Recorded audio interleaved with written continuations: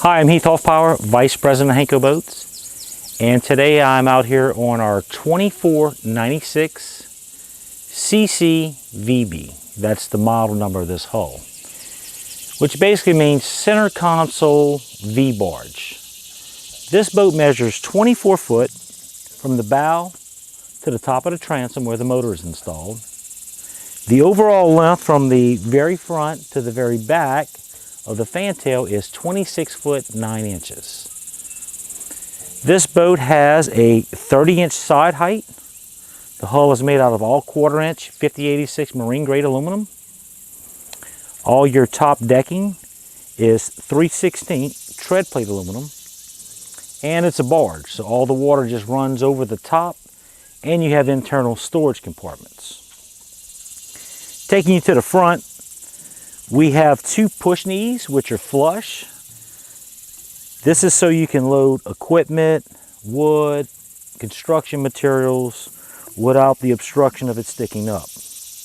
It has a 3-inch rubber bumper, which runs all the way around to the back, from the sides all the way across the front. And we have another rubber bumper, which is midway down the side on each side.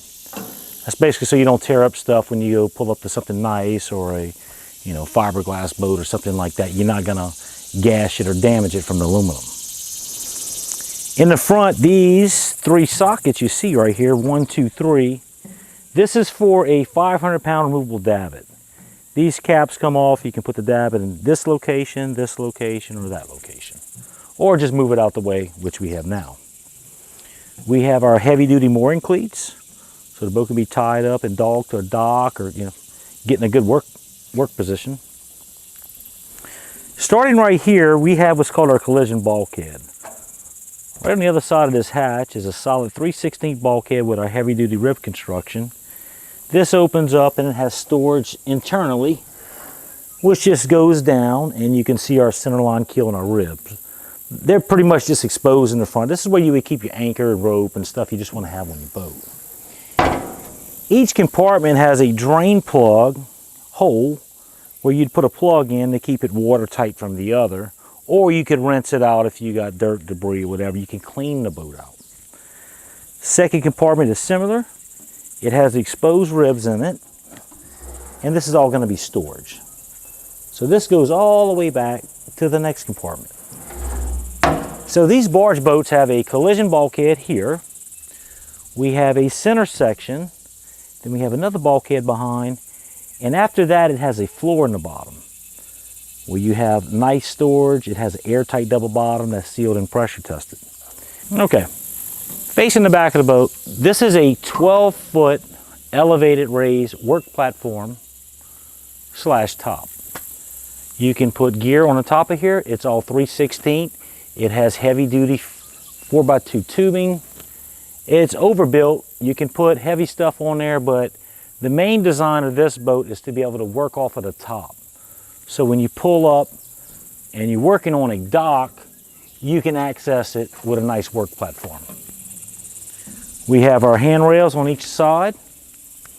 Coming back to our all 3/16 48-inch wide console, center console. We have our fuel tank located underneath the console inside the barge in this boat. Anytime we put a fuel tank inside a barge or compartment, we have it properly vented with fire screen, which you can see in this box here. If you continue to follow me around to the back,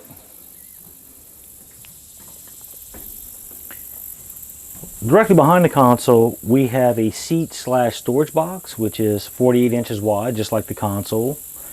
It's actually extra deep. This is where construction crews are going to put their stuff in the boat, put a padlock, lock it up overnight, leave the boat in the water. We have plenty of room on the console, which you can see here, and it has room underneath if the guys want to throw their duffel bags while they're working during the day and it's raining. It's not going to get wet. Facing towards the back, this is what we call our fantail.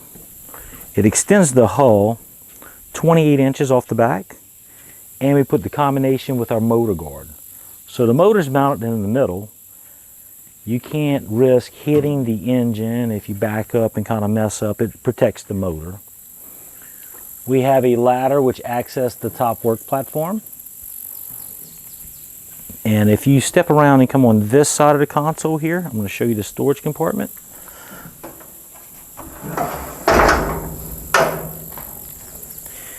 Inside this whole section, we have a sealed, airtight double bottom floor. So this floor is welded in, it is pressure tested, the fuel tank is located inside the hull here, and we have your crank battery located in the middle. So this is a really nice storage, has a nice floor in it compared to the rougher storage in the front, which is just an open barge. Everything is 3/16. On our lids, we put our safety latch. In lieu of gas shocks, this is pretty much a lifetime product. You're not going to tear it up. This boat has the basic accessories. It's powered with a 150 horsepower Suzuki engine. This is a 25-inch shaft, single engine setup, 150. The maximum horsepower on a boat this size is going to be 350 horsepower single engine. With this 150 Suzuki, the boat does approximately about 38 miles an hour light hull. It's really not designed to be fast. It is the bare minimum engine on it because it's about going to work and just being a safe boat that can maneuver around the docks to build the docks. We have all our standard accessories on this hull. So if you back up, I'm going to show you this. Looking in the front here, we have our, come around this side, we have our flood work lights, LED lights. On the top section, we have our navigational lights, which are set inward, so you don't break them if you come up to the side of the dock. We have an overhead LED work light, so if you come in at night, it'll light up this whole area. 2 floodlights on the rear, and we have our stern light mounted right here, which folds down. This is actually called the Max It Out LED light on a ram mount bracket. It's a real tough product. Coming around this side and looking at the console, pretty standard setup. We have our Blue Sea panel. On these boats, we put everything with the reset breakers. So starting off with the battery, you have your main 30 amp coming in, and you'll have your reset for each item in case it should trip. So this boat has instruments, which is a main switch, nav lights, cabin lights, spreader lights, which are your floodlights, and it has bilge pumps in the hull in case they're needed. They're automatic bilge pumps. They are wired directly to the battery, and this is the manual override switch. All boats come standard with the USB. Everybody has a cell phone, so you got to set them up. Hydraulic steering, the Suzuki controls. You're looking at the this is a cable setup, cable engine, analog tack with the monitor system and the fuel gauge. Just kind of basic. Sometimes basic on work boats is exactly what the customer needs. Okay, here I am on the top work platform. What you're looking at here, this is all 3/16, it's a tread plate. We have a 6-inch rail. We don't go too high that way you can go down the road. But as you can see, it's a nice platform. Customers will be able to attach scaffolding, whatever they need, and secure it down to work at a really high height. They can also put ladders up here, long pieces of molding, board, stuff they need to get out the way of the bottom deck while they're working. But it's a really heavy-duty platform that's very stable. In our business, we overbuild everything. We wanted heavy-duty, so it pretty much lasts a lifetime, and the customers can become repeat customers.